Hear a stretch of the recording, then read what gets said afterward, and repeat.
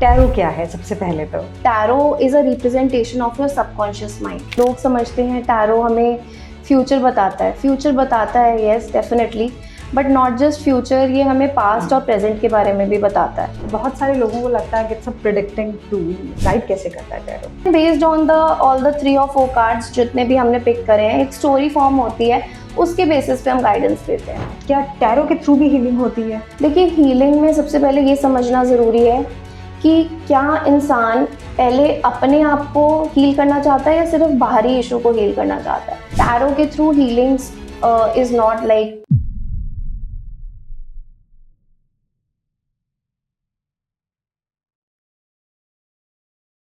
Hello दोस्तों, welcome to our TVT podcast channel. आज हमारे साथ में है स्वाति गोगिया जी, जो कि एक टैरो कार्ड रीडर हैं।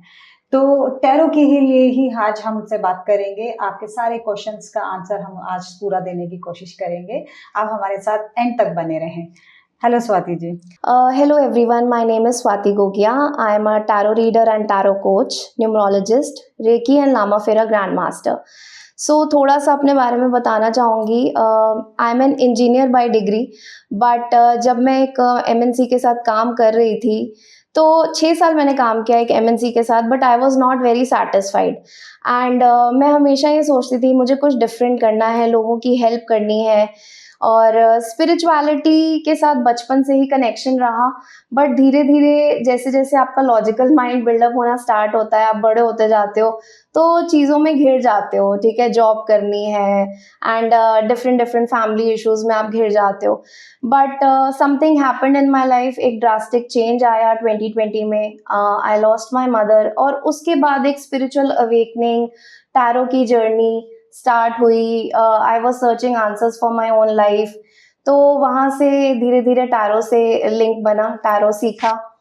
जब टैरो सीखा तो उसके बाद समझ में आया कि सिर्फ इससे आंसर्स नहीं मिलेंगे, अपने आप पर काम करना, एक इनर सेल्फ को जगाना, एक हायर सेल्फ से कनेक्ट करना बहुत ज़रूरी है। So then I came into reiki. धीरे धीरे रेकी सीखी, रेकी प्रैक्टिस करी, देन लोगों को हीलिंग करी। तो जैसे लोग बोलते हैं ना कि व्हाट इज़ योर सक्सेस, मैं हमेशा एक चीज़ कहती हूँ कि सक्सेस की डेफिनेशन ना सबके लिए बहुत डिफरेंट है। मेरे लिए जो सक्सेस की डेफिनेशन है वो यही है कि किसी भी एक इंसान की लाइफ में अगर मेरी रीडिंग से, हीलिंग से कुछ चेंज आ पाता है, that is success for me. So that was my introduction and thank you so much. जो भी लोग आज ये वीडियो देख रहे हैं टीवीटी पॉडकास्ट के माध्यम से, मैं आप लोगों को यही बताना चाहूँगी कि tarot can bring lot of changes in your life. सिर्फ आपको एक वो ट्रस्ट अपने अंदर से जगाने की ज़रूरत है। और बहुत अच्छा लगा आज आपसे मिलके, आपसे ये बातें करके, and it was a really great experience. Swati ji, tarot के बारे में बताएं। टैरो क्या है सबसे पहले तो? So tarot is basically a divination tool. जैसे कि मैंने आपसे पहले भी बताया कि लोग समझते हैं टैरो हमें फ्यूचर बताता है। फ्यूचर बताता है, yes definitely, but not just future, ये हमें पास्ट और प्रेजेंट के बारे में भी बताता है। Tarot is completely based on energies, कि इस समय किसी पर्सन की क्या एनर्जी है, क्या वाइब्रेशंस पर वो हैं, और उसके अकॉर्डिंग वो अपनी लाइफ में आगे क्या पॉजिटिव या नेगेटिव चेंजेस लाना चाहते हैं। So tarot is something purely based on energy. So basic तो यही है। एंड देन टैरो में हम काफ़ी सारे प्रोसेसेस होते हैं जिनसे हम रीडिंग्स करते हैं। Processes, by saying processes I mean की स्प्रेड्स होते हैं। तो जैसे एक बेसिक स्प्रेड होता है पास्ट, प्रेजेंट एंड फ्यूचर, जिसमें हम 3 to 6 months पास्ट में and 3 to 6 months present, like current present, and 3 to 6 months in the future we can see कि आगे आने वाले टाइम में आपकी क्या एनर्जीज रहेंगी, क्या पोटेंशियल चैलेंजेस रहेंगे जिसको आप ओवरकम कर सकते हैं with the help of tarot guidance. तो टैरो गाइडेंस, अब टैरो गाइडेंस एक बहुत बड़ा वर्ड है। बहुत सारे लोगों को लगता है कि इट्स अ प्रिडिक्टिंग टूल, जो मतलब एक गाइडेंस टूल है। तो पर अब यहाँ पे हमें एक क्लैरिफिकेशन आप थोड़ा सा समझाएं कि गाइडेंस कैसे करता है, गाइड कैसे करता है टैरो? देखिए, टैरो में जैसे मैंने आपको कहा कि काफ़ी सारे स्प्रेड्स हम करते हैं। सो जैसे कोई क्लाइंट हमारे पास आता है, ठीक है, उसको चाहिए कि मेरी जॉब नहीं लग रही है मैम, प्लीज़ मेरे को बताइए मेरी जॉब कैसे लगेगी। सो उसमें हम 3 कार्ड स्प्रेड या जितने भी उस समय हमें एनर्जी वाइज लगता है कि हमें 4 कार्ड्स पिक करने हैं, 5 कार्ड्स पिक करने हैं, we pick those cards and then basis कि कौन से कार्ड्स आए हैं उसकी एक स्टोरी फॉर्म होती है। जैसे अब टैरो में एक बहुत अच्छा कार्ड है जिसे मैं हीलिंग कार्ड भी कहती हूँ, which is the star card. उसमें मतलब मैं आपको पिक्चर भी शेयर कर दूंगी, उसमें बहुत ब्यूटीफुली दिखाया है कि कैसे एक इंसान को अपने पहले 7 चक्रास बैलेंस करने की जरूरत है। There is hope and faith in this card कि आपको पहले तो होपफुल रहना पड़ेगा। कभी कभी इंसान ना हिम्मत हार जाता है और बिल्कुल मतलब होप छोड़ देता है कि मेरी जॉब लगेगी भी या नहीं। जो लोग इतने सालों से स्ट्रगल कर रहे हैं, आज तक उनकी जॉब नहीं लगी है, तो गवर्नमेंट हो जॉब, जाते हैं। यस, गवर्नमेंट जॉब के लिए बहुत सालों तक ट्राई करते हैं, यूपीएससी क्लियर करने की कोशिश करते हैं, नहीं हो पाता है।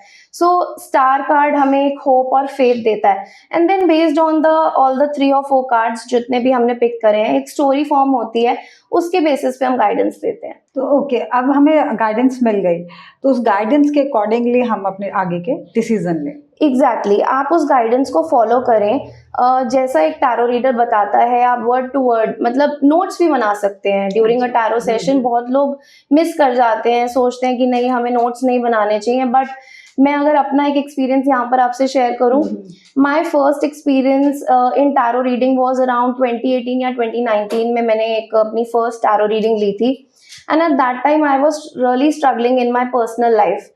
तो उस समय मैं कॉपी पेन लेकर बैठ गई थी एंड जितना भी वो सेशन था, half an hour I guess वो सेशन चला, so I was making notes and then yes to some extent उस टाइम पर मुझे ऐसा लगता है कि मुझे हीलिंग की भी ज़रूरत थी। तो वो सब चीज़ें उस टैरो रीडर ने मुझे बताई कि आपको पहले अपने इनर सेल्फ पे काम करना है and then you will be able to जो आपके पर्सनल गोल्स हैं, जो भी आप अकम्प्लिश करना चाहते हो, आप अगर इस गाइडेंस को फॉलो करते हो, you will be able to accomplish that. अब जैसे जो टैरो रीडिंग कराने आता है, आई एम श्योर बहुत सारे हमारे पास भी डीएम्स जो आते हैं उनके बेसिस पे कि रिलेशनशिप इश्यूज के ऊपर बहुत आते होंगे कि बॉयफ्रेंड गर्लफ्रेंड के या हस्बैंड वाइफ के। Yes. तो उस केस में गाइडेंस के अकॉर्डिंगली आप हीलिंग कैसे देते हैं? सी देखिए, अगेन पहले तो इशू को समझना बहुत इम्पोर्टेंट होता है। जब कोई पर्सन ऐसी किसी सिचुएशन में फंसा होता है ना, जहाँ पर मैरिड कपल्स भी आते हैं मेरे पास, मैरिड लेडीज आती हैं कि हम बहुत ज़्यादा स्ट्रगल कर रहे हैं, हमारे हस्बैंड हम पे फोकस नहीं करते हैं, बाहर उनका ज़्यादा ध्यान है, थर्ड पार्टी इशू है। तो कई बारी जो क्लाइंट आता है ना, वो इतना ओवरवेल्म्ड होता है अपनी प्रॉब्लम से कि उसको तो नहीं समझ में आ रहा कि मुझे क्या करना है, and that is the reason that they are coming to a tarot reader. तो हमें पहले उनको ना एक रिलैक्सेशन, एक वो जैसे कहते हैं ना मोटिवेशन प्रोवाइड करना पड़ता है टू अंडरस्टैंड देयर प्रॉब्लम। पहले उन्हें सुनना पड़ता है, क्योंकि कई बार ऐसा होता है कि फर्स्ट 15-20 मिनट्स क्लाइंट अपनी प्रॉब्लम बताने में ही लगा देता है एंड गाइडेंस मतलब उसे सुनने के लिए पहले उसे शांत करना बहुत इंपॉर्टेंट है कि वो आपकी बात सुन पाए। जैसे मैं अपने स्टूडेंट्स को बताती भी हूँ that first you have to be a good listener.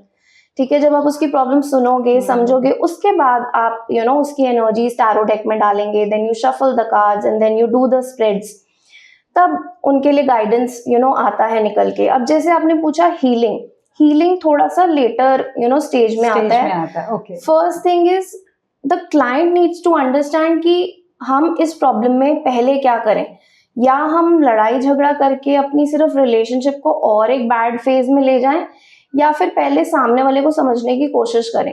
तो उस क्लाइंट को उस लेवल तक लाने में भी मतलब हमें 2-3 सेशंस लगते हैं। कई बारी क्लाइंट्स ओपन होते हैं, सेकेंड थर्ड टाइम भी रीडिंग लेने आते हैं। कई बारी इतने डिप्रेसिव स्टेट में वो होते हैं कि वो फर्स्ट रीडिंग के बाद ही होप छोड़ देते हैं। यस, एक तरीके से उन्हें बताया जाना चाहिए, और मैं बताती भी हूँ जहाँ पर मुझे लगता है कि क्लाइंट के पास इतना टाइम है that they are ready to listen, कि आपको हीलिंग की ज़रूरत क्यों है एंड आप किस हीलिंग से, किस पर्टिकुलर हीलिंग से अपने रिलेशनशिप इश्यूज सॉल्व कर सकते हो। देखिए, हीलिंग में सबसे पहले ये समझना ज़रूरी है कि क्या इंसान पहले अपने आप को हील करना चाहता है या सिर्फ बाहरी इशू को हील करना चाहता है। क्योंकि कई बारी जो हमारी लाइफ में इश्यूज होते हैं ना, हमारी इंटरनल इम्बैलेंसेस की वजह से होते हैं। And by internal imbalances I mean हमारी बॉडी के 7 चक्रास। मैं ये अपने स्टूडेंट्स को भी बताती हूँ और अपने क्लाइंट्स को भी बताती हूँ कि अगर आपने अपने 7 चक्रास बैलेंस कर लिए ना, आपको physically, mentally, emotionally, personally issues नहीं आएंगे। और अगर आते भी हैं, you will be in a better state to solve them yourself. मतलब आपको किसी और के पास जाने की जरूरत नहीं पड़ेगी। अब ऐसा नहीं है ना कि आप बीइंग अ टैरो रीडर ये चीज़ थोड़ा सा इसको अगर आप इस तरीके से समझें कि अपने फ़ायदे के बारे में ना सोचकर आप अपने क्लाइंट के फ़ायदे के बारे में सोचोगे, तो आप डेफिनेटली उनको एक सेशन में भी अच्छे से गाइडेंस प्रोवाइड कर सकते हो so that they go forward for the healing. थोड़ा सा आई गेस लेंदी हो गया, but to answer your question, this is how a good tarot reading should be done. आपने बिल्कुल ठीक बोला कि अगर हमारे सारे 7 चक्रास बैलेंस हैं, बट वही तो एक स्ट्रगल है उनको बैलेंस रखने का। आई Yes. थिंक एवरीबडी, हर कोई कोशिश करता है, बट कोई कोई लैक कर जाता है और कहीं इम्बैलेंसेस आते हैं, तो ऑब्वियसली फिर तो सब एरियाज जहाँ जहाँ होगा वहाँ प्रॉब्लम आएगा। बट एज अ टैरो के अंदर जब आप स्प्रेड करते हैं या जब आप किसी के लिए गाइडेंस निकालते हैं, अगर कार्ड बहुत नेगेटिव आते हैं, तो हाउ यू प्रोडक्ट, या आप अपने क्लाइंट को कैसे आप उनको उस टाइम समझाते हैं, because Exactly. Already they are in negative state. So देखिए, थोड़ा सा डिफिकल्ट तो वो होता है एक टैरो रीडर के लिए भी, क्योंकि बहुत बारी मेरे पास ऐसे क्लाइंट्स आए हैं, जैसे मैंने कहा कि वो इतने डिप्रेसिव स्टेट में होते हैं that they are not ready to listen. और उसमें भी जब हम टैरो में उनकी एनर्जीज देखते हैं तो थोड़े से नेगेटिव कार्ड्स जनरली उनकी एनर्जी बताती है, जैसे टावर कार्ड आ गया या डेथ कार्ड आ गया ना। यहाँ पर एक टैरो रीडर का, क्योंकि आपने इतने सालों की प्रैक्टिस करी है, 4-5 साल की प्रैक्टिस करी है, तो थोड़ा सा आप एक्सपीरियंस से भी क्लाइंट को हैंडल कर पाते हैं। बट मैं अगर अपने स्टार्टिंग डेज की बात करूं, तो ये चीज़ ना धीरे धीरे प्रैक्टिस से ही आती है। जैसे जो लोग टैरो, मेरे पास जो मेरे स्टूडेंट्स भी हैं, वो ये चीज़ पूछते हैं मेरे से कि हम किसी क्लाइंट को कैसे हैंडल करेंगे। अगर कोई बहुत ही, मैं एक एग्जांपल से आपको समझाती हूँ। सो मेरे पास एक ऐसा क्लाइंट आया था, he was a teenager, 18 to 19 years का, एंड उसने सीधा ही मेरे पास आके बोला कि मुझे आगे फ्यूचर नहीं दिख रहा अपना, I just want to suicide. तो वो थोड़ा सा मेरे लिए भी शॉकिंग था, क्योंकि मैं भी पहली बार किसी ऐसे क्लाइंट से डील कर रही थी। सो एट दैट टाइम मैंने पहले तो उन्हें रिलैक्स किया कि आप ऐसा क्यों सोच रहे हो, आपको क्या प्रॉब्लम आ रही है, करियर में कोई इशू है, पर्सनल इश्यूज हैं। तो यहाँ पर अगेन एक टैरो रीडर की स्किल्स जो है ना, कि first you should listen to them and then you should ask them कि उनकी क्या प्रॉब्लम्स हैं, एंड देन उसके बाद जब वो थोड़े रिलैक्स स्टेट में हो जाएं, आप उनको बोलिए take a few deep breaths, relax करिए, एंड उसके बाद आप उनकी एनर्जीज चेक करें। तो जब एक इंसान थोड़ा सा रिलैक्स हो जाता है ना, तो एनर्जीज लिटिल बिट बेटर आती हैं स्प्रेड्स में भी। सो एट दैट टाइम मैंने क्या किया था, मैंने उस क्लाइंट को यही बोला था कि आप घबराइए मत, पहले तो नॉर्मल आप थोड़ा रिलैक्स कीजिए। उसके बाद मैंने उनसे पूछा कि आपकी प्रॉब्लम क्या है। सो ही सेड कि एक तो रिलेशनशिप इशू है, लाइफ में कुछ भी सही नहीं चल रहा है, मेरे पेरेंट्स भी मेरे को मतलब करियर के लिए बहुत प्रेशराइज करते रहते हैं। कई बार क्या होता है, ये चीज़ थोड़ा सा मैं, क्योंकि टैरो के साथ साथ ना एक कोचिंग और काउंसलिंग भी आपको करनी पड़ती है, तो क्लाइंट्स को भी मैं यही चीज़ समझाती हूँ, और कि आप अपने पेरेंट्स से ना कम्युनिकेट कीजिए। वहाँ पर बहुत ज़रूरी है कि अगर आप अपने थॉट्स को दबाएंगे, अपने इमोशंस को दबाएंगे और कम्युनिकेट नहीं करेंगे, तो आप जनरली एक ऐसी सिचुएशन में पहुंचेंगे जहां आपको कुछ नहीं दिखेगा, सिर्फ यही रास्ता दिखेगा कि मैं सुसाइड कर लेता हूँ। बहुत बारी आप होपलेस हो जाते हो, बट एट दैट टाइम आपको थोड़ा सा अपने अंदर, क्योंकि देखिए भगवान ने तो सबको इक्वल ही पावर्स दी हैं, इक्वल ही शक्तियां दी हैं, उसका यूज कैसे करना है वो इंसान के ऊपर डिपेंड करता है। तो वहां पर एक टैरो रीडर की, मतलब मैं इस स्किल को थोड़ा सा हाईलाइट करूंगी कि आपको पहले सुनना एंड देन उसको एक नॉर्मल उसमें लेवल में लेकर आना कि वो रिलैक्स करे बिल्कुल, और आपसे बिल्कुल वल्नरेबली बता पाए। बेसिकली आपको ना एक सेफ इन्वायरमेंट उसको उस समय प्रोवाइड करना रहता है कि क्लाइंट जो है एक अपनी दिल की, कभी कभी इंसान अपनी भड़ास नहीं निकाल पाता, तो वो टैरो रीडर के सामने अपनी भड़ास भी निकाल पाए, अपने नेगेटिव इमोशंस निकाल पाए, रिलीज कर पाए बेसिकली। एंड वंस आप इस लेवल तक पहुंच जाते हो कि आप रिलीज कर पाते हो, तो फिर आप ना इतना नेगेटिव नहीं सोचते हो कि नहीं मेरे को सुसाइड ही करना है। दिस इज लाइक कि ये तो मतलब बिल्कुल अल्टीमेट वो हो गया कि इसके बाद तो कुछ है ही नहीं। तो यस, थोड़ा डिफिकल्ट होता है, but then with your continuous practice आप ऐसे क्लाइंट्स भी हैंडल कर सकते हैं। तो आपने अभी जैसे हीलिंग की बात करी कि आप उनको रेमेडीज हीलिंग के थ्रू भी देते हैं। अपार्ट फ्रॉम हीलिंग और भी कोई रेमेडीज आप उनको सजेस्ट करते हैं, या कोई रेमेडीज होती हैं जनरली अगर कोई ऐसे छोटे छोटे इशू से गुजर रहा है या डे टू डे लाइफ में उनको अपने हैबिट के अंदर ले आए तो मे बी बहुत सारे इश्यूज उनके नेचुरली सॉल्व हो जाएं? यस, सो देखिए जैसे मैंने कहा कि अब वो जो क्लाइंट आया था वो इतना ज़्यादा उस टाइम पर हाइपर था, इतना इनसिक्योर था, इतनी वल्नरेबल स्टेट में था कि वो खुद को एक्सप्रेस भी नहीं कर पा रहा था। तो जैसे मैंने आपको कहा कि 7 चक्रास बैलेंस करना इज़ इम्पॉर्टेंट, बट कैसे? सबसे पहले तो मुझे ऐसा लगता है कि एक ब्रीदिंग एक्सरसाइज बहुत इम्पॉर्टेंट है कि आपका फोकस पहले अपनी सांसों पर, ठीक है? जब हम मेडिटेशन भी करते हैं तो we start the meditation with deep breaths, at least 3 to 5 times आप डीप ब्रेथ्स लीजिए, because that will stabilise your heart beat also, your pulse also, ठीक है? आपके जो भी एंगर है या अग्रेशन है उसको थोड़ी देर के लिए वो शांत कर देता है, जो नेगेटिव इमोशंस हैं उसको थोड़ी देर के लिए वो शांत कर देता है। उसके बाद आप अगर भगवान का कोई नाम लेते हैं, जैसे आप ओम चैंटिंग कर सकते हैं, ठीक है? और 7 चक्रास को कैसे बैलेंस करना है? सो पर्टिकुलर चक्रा के बीज मंत्रास होते हैं, ठीक है? तो अगर आप मैं ऐसे स्पिरिचुअल प्रैक्टिसेस को ही ज़्यादा फॉलो खुद भी करती हूँ और क्लाइंट्स को भी यही सजेस्ट करती हूँ। जैसे कुछ लोग आते हैं वो कहते हैं हमें हेल्थ इश्यूज हैं या हमें बहुत ज़्यादा डर लगता है। डर लगता है कि जितना हमने मनी अक्यूमुलेट किया है वो कहीं खो ना दें, हमने जितनी वेल्थ अक्यूमुलेट की है वो कहीं ख़त्म ना हो जाए। बहुत सारे फियर्स होते हैं। So fear is a low vibration, it means your root chakra is imbalanced. तो रूट चक्रा को बैलेंस करने के लिए लम साउंड है। लम साउंड आप जितना चैंट करें, या फिर आप यूट्यूब पर भी इनकी म्यूजिक अवेलेबल होता है, आप उस म्यूजिक को सुने एंड उसके साथ मेडिटेट करें। So all your 7 chakras will get balanced. ऐसे ही नेक्स्ट हमारा जो चक्रा आता है नेवल के 4 फिंगर्स नीचे, वो होता है सेक्रल चक्रा। तो सेक्रल चक्रा की जो साउंड है वो वम साउंड है। उसके ऊपर आता है नेवल के 4 फिंगर्स ऊपर आता है हमारा सोलर प्लेक्सस। सोलर प्लेक्सस की साउंड है रम, ठीक है?